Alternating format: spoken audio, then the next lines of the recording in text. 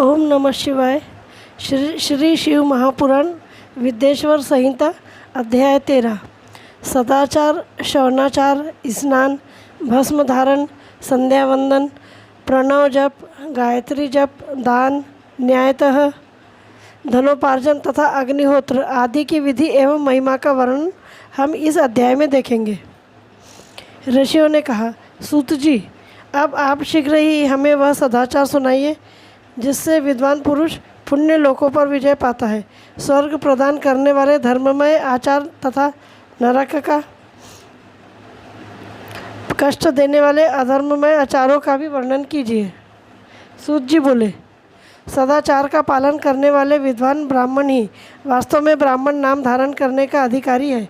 जो केवल वेदोक्त आचार का पालन करने वाला एवं वेद का अभ्यासी है, उस ब्राह्मण की विप्र संज्ञा होती है। सदाचार, वेदाचार तथा विद्या, इनमें से एक एक गुण से ही युक्त होने पर उसे द्विज कहते हैं, जिसमें स्वल्प मात्रा में ही आचार का पालन देखा जाता है, जिससे वेदाध्ययन भी बहुत ने कम किया है, तथा जो राजा का सेवक, पुरोहित, मंत्री आदि है, उसे क्षत्रिय ब्राह्मण कहते हैं। जो ब्राह्मण कृषि तथा वाणिज्य कर्म करने वाला है और कुछ कुछ ब्राह्मणोचित आचार का भी पालन करता है, वह वैश्य ब्राह्मण है। तथा जो स्वयं ही खेत जोतता, हल चलाता है, उसे शूद्र ब्राह्मण कहा गया है। जो दूसरों के दोष देखने वाला और परद्रोही है, उसे चांडाल द्विज कहते हैं। इसी तरह क्षत्रियों में भी जो पृथ्वी का पालन करता है, वह राजा है। दूसरे लोग राजत्वहीन क्षत्रिय माने गए। वैश्यों में भी जो धान्य आदि वस्तुओं का क्रय विक्रय करता है, वह वैश्य कहलाता है। दूसरों को वणिक कहते हैं। जो ब्राह्मणों, क्षत्रियों तथा वैश्यों की सेवा में लगा रहता है, वही वास्तव में शूद्र कहलाता है। जो शूद्र हल जोतने का काम करता है, उसे वृषण समझना चाहिए। सेवा, शिल्प और कर्षण से भिन्न वृत्ति का आश्रय लेने वाले शूद्र दस्यु कहलाते हैं। इन सभी वर्णों के मनुष्यों को चाहिए कि वे ब्रह्म मुहूर्त में उठकर पूर्वाभिमुख हो सबसे पहले देवताओं का, फिर धर्म का, अर्थ का, उसकी प्राप्ति के लिए उठाए जाने वाले क्लेशों का तथा आय और व्यय का भी चिंतन करें। रात के पिछले पहर को उषा काल जानना चाहिए। उस अंतिम पहर का जो आधा या मध्य भाग है, उसे संधि कहते हैं। उस संधि काल में उठकर द्विज को मल मूत्र आदि का त्याग करना चाहिए। घर से दूर जाकर बाहर अपने शरीर को ढके रखकर दिन में उत्तराभिमुख बैठकर मल मूत्र का त्याग करें। यदि उत्तराभिमुख बैठने में कोई रुकावट हो तो दूसरी दिशा की ओर मुख करके बैठे। जल, अग्नि, ब्राह्मण आदि तथा देवताओं का सामना बचाकर बैठे। मल त्याग करके उठने पर फिर उस मल को न देखे। तदनंतर जलाशय से बाहर निकाले हुए जल से ही गुदा की शुद्धि करे, अथवा देवताओं, पितरों अथवा ऋषियों के तीर्थ में उतरे बिना ही प्राप्त हुए जल से शुद्धि करनी चाहिए। गुदा में लगाने के लिए एक पसर मिट्टी की आवश्यकता होती है। लिंग और गुदा की शुद्धि के पश्चात उठकर अन्यत्र जाए और हाथ पैरों की शुद्धि करके 8 बार कुल्ला करे। जिस किसी वृक्ष के पत्ते से अथवा उसके पतले काष्ठ से जल के बाहर दत्वन करना चाहिए। उस समय तर्जनी अंगुली का उपयोग न करे। यह दंत शुद्धि का विधान बताया गया है। तदनंतर जल संबंधी देवताओं को नमस्कार करके मंत्रपाठ करते हुए जलाशय में स्नान करें। यदि कंठ तक या कमर तक पानी में खड़े होने की शक्ति न हो तो घुटने तक जल में खड़ा हो अपने ऊपर जल छिड़ककर मंत्रोपचार पूर्ण स्नान कार्य संपन्न करें। विद्वान पुरुष को चाहिए कि वहाँ तीर्थ जल से देवता आदि का स्नानांग तर्पण भी करे। इसके बाद धौत वस्त्र लेकर 5 कच्छ करके उसे धारण करे। साथ ही कोई उत्तरीय भी धारण कर ले, क्योंकि संध्या वंदन आदि सभी कर्मों में उसकी आवश्यकता होती है। नदी आदि तीर्थों में स्नान करने पर स्नान संबंधी उतारे हुए वस्त्र को वहाँ न धोए। स्नान के पश्चात पुरुष विद्वान भीगे हुए उस वस्त्र को बावड़ी में, कुएं के पास अथवा घर आदि में ले जाए और वहाँ पत्थर पर, लकड़ी आदि पर, जल या स्थल में अच्छी तरह धोकर उस वस्त्र को निचोड़े। द्विजों, वस्त्र को निचोड़ने से जो जल गिरता है, वह एक श्रेणी के पितरों की तृप्ति के लिए होता है। इसके बाद जाबाली उपनिषद में बताए गए अग्निरीति मंत्र से भस्म लेकर उसके द्वारा त्रिपुंड लगाए। इस विधि का पालन न किया जाए, इसके पूर्व ही यदि जल में भस्म गिर जाए तो गिराने वाला नरक में जाता है। आपो ही इष्ठा इत्यादि मंत्र से पाप शांति के लिए सिर पर जल छिड़के तथा यस्य शयाय इस मंत्र को पढ़कर पैर पर जल छिड़के, इसे संधि प्रोक्षण कहते हैं। आपो ही इष्ठा इत्यादि मंत्र में 3 ऋचाएँ हैं और प्रत्येक ऋचा में गायत्री छंद के 3-3 चरण हैं। इसमें से प्रथम ऋचा के 3 चरणों का पाठ करते हुए क्रमशः पैर, मस्तक और हृदय में जल छिड़के। दूसरी ऋचा के 3 चरणों को पढ़कर क्रमशः मस्तक, हृदय और पैर में जल छिड़के तथा तीसरी ऋचा के 3 चरणों का पाठ करते हुए क्रमशः हृदय, पैर और मस्तक का जल से प्रोक्षण करे। इसे विद्वान पुरुष मंत्र स्नान मानते हैं। किसी अपवित्र वस्तु से किंचित स्पर्श हो जाने पर, अपना स्वास्थ्य ठीक न रहने पर, राजा और राष्ट्र पर भय उपस्थित होने पर तथा यात्रा काल में जल की उपलब्धि न होने की विवशता आ जाने पर मंत्र स्नान करना चाहिए। प्रातःकाल सूर्याश्च या मनुष्य इत्यादि सूर्यानुवाक से तथा सायंकाल अग्निश्च महामनुष्य इत्यादि अग्नि संबंधी अनुवाक से जल का आचमन करके पुनः जल से अपने अंगों का प्रोक्षण करें। मध्याह्न काल में भी आप पुनंतु इस मंत्र से आचमन करके पूर्ववत प्रोक्षण या मार्जन करना चाहिए। प्रातःकाल की संध्या उपासना में गायत्री मंत्र का जप करके 3 बार ऊपर की ओर सूर्यदेव को अर्घ्य देने चाहिए। ब्राह्मणों, मध्याह्न काल में गायत्री मंत्र के उच्चारण पूर्वक सूर्य को एक ही अर्घ्य देना चाहिए। फिर सायंकाल आने पर पश्चिम की ओर मुख करके बैठ जाए और पृथ्वी पर ही सूर्य के लिए अर्घ्य दे, ऊपर की ओर नहीं। प्रातःकाल और मध्याह्न के समय अंजलि में अर्घ्य जल लेकर अंगुलियों की ओर से सूर्यदेव के लिए अर्घ्य दे। फिर अंगुलियों के छिद्र से ढलते हुए सूर्य को देखे तथा उनके लिए स्वतः प्रदक्षिणा करके शुद्ध आचमन करे। सायंकाल में सूर्यास्त से 2 घड़ी पहले की हुई संध्या निष्फल होती है, क्योंकि वह सायं संध्या का समय नहीं है। ठीक समय पर संध्या करनी चाहिए, ऐसी शास्त्र की आज्ञा है। यदि संध्या उपासना किए बिना दिन बीत जाए तो प्रत्येक समय के लिए क्रमशः प्रायश्चित करना चाहिए। यदि एक दिन बीते तो प्रत्येक बीते हुए संध्या काल के लिए नित्य नियम के अतिरिक्त 100 गायत्री मंत्र का अधिक जप करें। यदि नित्य कर्म के लुप्त हुए 10 दिन से अधिक बीत जाए, उसके पश्चात प्रायश्चित रूप में 1 लाख गायत्री मंत्र का जप करनी चाहिए। यदि 1 मास तक नित्य कर्म छूट जाए तो पुनः अपना उपनयन संस्कार कराएं। अर्थ सिद्धि के लिए ईश, गौरी, कार्तिक के, विष्णु, ब्रह्मा, चंद्रमा और यम का तथा ऐसे ही अन्य देवताओं का भी शुद्ध जल से तर्पण करें। फिर तर्पण कर्म को ब्रह्मार्पण करके शुद्ध आचमन करें।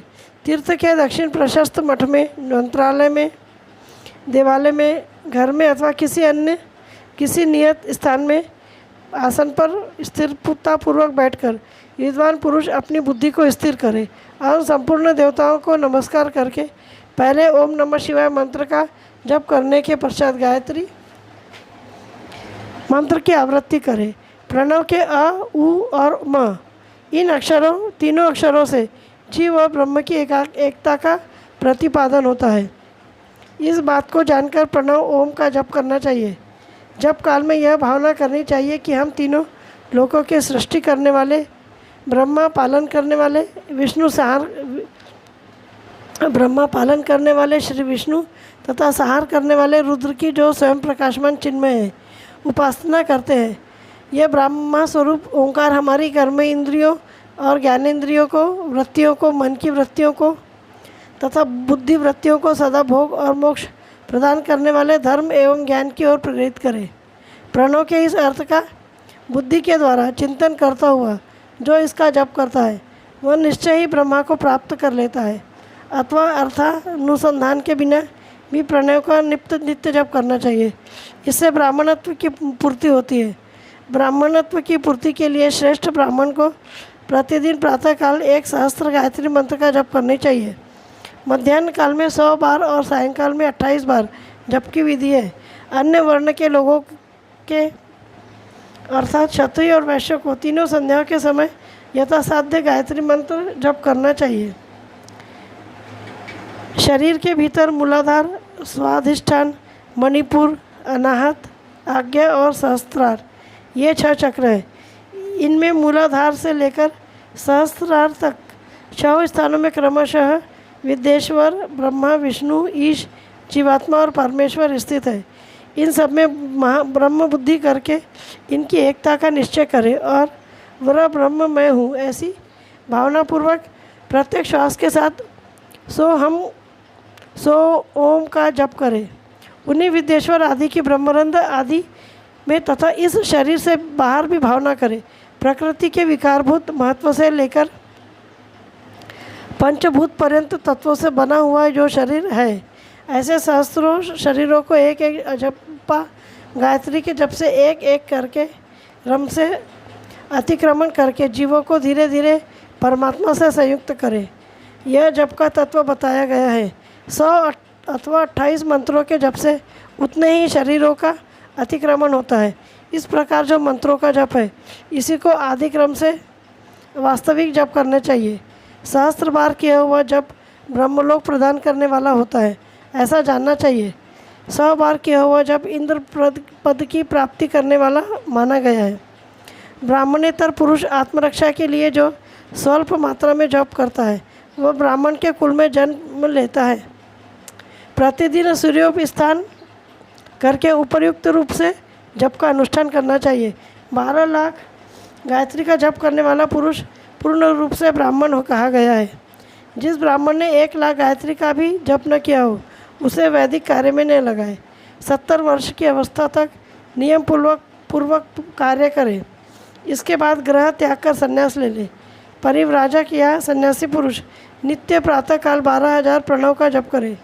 यदि एक दिन इस नियम का उल्लंघन हो जाए तो दूसरे दिन उसके बदले में उतना मंत्र और अधिक जपना चाहिए और सदा इस प्रकार जप को चलाने का प्रयत्न करना चाहिए। यदि क्रमशः 1 मास आदि का उल्लंघन हो गया है तो 1.5 लाख जप करके उसका प्रायश्चित करना चाहिए। इससे अधिक समय तक नियम का उल्लंघन हो जाए तो पुनः नए सिरे से गुरु से नियम ग्रहण करें। ऐसा करने से दोषों की शांति होती है, अन्यथा वह रौरव नरक में जाता है। जो सकाम भावना से युक्त गृहस्थ ब्राह्मण है, उसी को धर्म तथा अर्थ के लिए यत्न करना चाहिए। सुमुक्षु ब्राह्मण को तो सदा ज्ञान का ही अभ्यास करना चाहिए। धर्म से अर्थ की प्राप्ति होती है, अर्थ से भोग सुलभ होता है, फिर उस भोग से वैराग्य की संभावना होती है। धर्म पूर्वक उपार्जित धन से जो भोग प्राप्त होता है, उससे एक दिन अवश्य वैराग्य का उदय होता है। धर्म के विपरीत अधर्म से उपार्जित किए हुए धन के द्वारा जो भोग प्राप्त होता है, उससे भोगों के प्रति आसक्ति उत्पन्न होती है। मनुष्य धर्म से धन पाता है, तपस्या से उसे दिव्य रूप की प्राप्ति होती है। कामनाओं का त्याग करने वाले पुरुष के अंतःकरण की शुद्धि होती है। उस शुद्धि से ज्ञान का उदय होता है, इसमें संशय नहीं है। सतयुग आदि में तप को ही प्रशस्त कहा गया है, किंतु कलयुग में द्रव्य साध्य धर्म दान आदि अच्छा माना गया है। सतयुग में ध्यान से, त्रेता में तपस्या से, द्वापर में यज्ञ करने से ज्ञान की सिद्धि होती है, परंतु कलयुग में प्रतिमा की उपासना पूजा से ज्ञान लाभ होता है। अधर्म हिंसा दुख रूप है और धर्म सुख रूप है। अधर्म से मनुष्य दुख पाता है और धर्म से वह सुख एवं अभ्युदय का भागी होता है। दुराचार से दुख प्राप्त होता है और सदाचार से सुख। अतः भोग और मोक्ष की सिद्धि के लिए धर्म का उपार्जन करना चाहिए। जिसके घर में कम से कम 4 मनुष्य हैं, ऐसे कुटुंबी ब्राह्मण को जो 100 वर्ष के लिए जीविका चलाने की सामग्री देता है, उसके लिए वह दान ब्रह्मलोक की प्राप्ति कराने वाला होता है। 1 सहस्त्र चंद्रायन व्रत का अनुष्ठान ब्रह्मलोकदायक माना गया है। जो क्षत्रिय 1 सहस्त्र कुटुंब को जीविका और आवास देता है, उसका वह कर्म इंद्रलोक की प्राप्ति कराने वाला होता है। 10,000 कुटुंबों को दिया हुआ आश्रय दान ब्रह्मलोक प्रदान करता है। दाता पुरुष जिस देवता को सामने रखकर दान करता है, अर्थात वह दान के द्वारा जिस देवता को प्रसन्न करना चाहता है, उसी का लोक उसे प्राप्त होता है। यह बात वेदवेत्ता पुरुष अच्छी तरह जानते हैं। धनहीन पुरुष सदा तपस्या का उपार्जन करे, क्योंकि तपस्या और तीर्थ क्षेत्र सेवन से अक्षय सुख पाकर मनुष्य उसका उपभोग करता है। अब मैं न्यायतः धन के उपार्जन की विधि बता रहा हूँ। ब्राह्मण को चाहिए कि वह सदा सावधान रहकर विशुद्ध प्रतिग्रह, दान ग्रहण तथा यज्ञ कराने आदि से धन का अर्जन करे। वह इसके लिए कहीं दीनता न दिखाए और न अत्यंत क्लेशदायक कर्म ही करे। क्षत्रिय बाहुबल से धन का उपार्जन करे और वैश्य कृषि एवं गोरक्षा से। न्यायोपार्जित धन का दान करने से दाता को ज्ञान की सिद्धि प्राप्त होती है। ज्ञान सिद्धि द्वारा सब पुरुषों को गुरु कृपा मोक्ष सिद्धि सुलभ होती है। मोक्ष स्वरूप की सिद्धि ब्रह्म रूप से स्थिति प्राप्त होती है, जिससे मुक्त पुरुष परमानंद का अनुभव करता है। गृहस्थ पुरुष को चाहिए कि वह धन धान्य आदि सब वस्तुओं का दान करे। वह तुषा निवृत्ति के लिए जल तथा क्षुधारूपी रोग की शांति के लिए सदा अन्न का दान करे।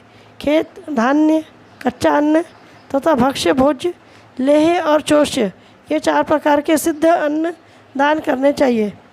जिसके अन्न को खाकर मनुष्य जब तक कथा श्रवण आदि सद्धर्म का पालन करता है, उतने समय तक उसे किए हुए पुण्य का आधा भाग दाता को मिल जाता है, इसमें संशय नहीं है।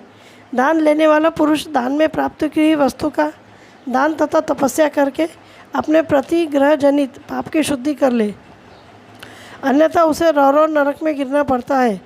अपने धन के 3 भाग करें।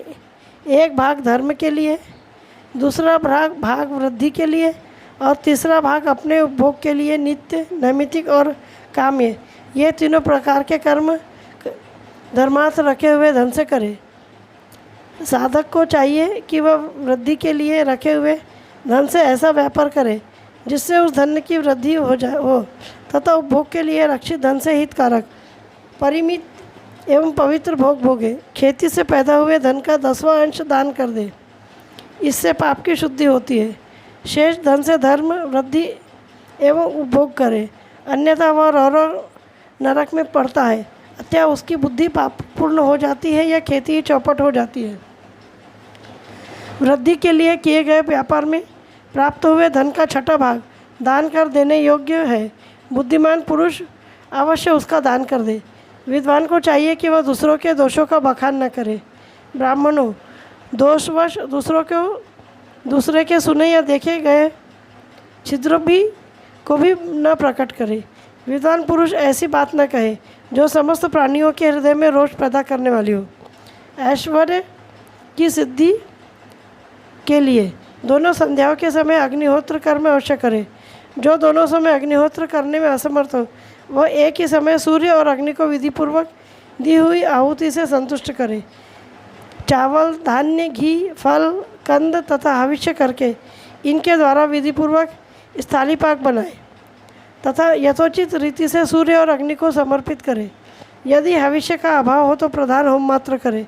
सदा सुरक्षित रहने वाली अग्नि को विद्वान पुरुष अजस्त्र की संज्ञा देते हैं अथवा संध्या काल में जप मात्र या सूर्य की वंदना मात्र कर ले।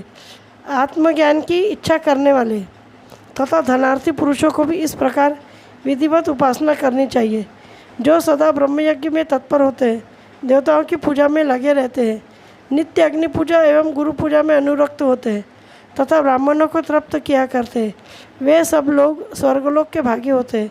अध्याय 13 समाप्त। ओम नमः शिवाय, ओम नमः शिवाय, ओम नमः शिवाय। श्री शिवाय नमस्तुभ्यम।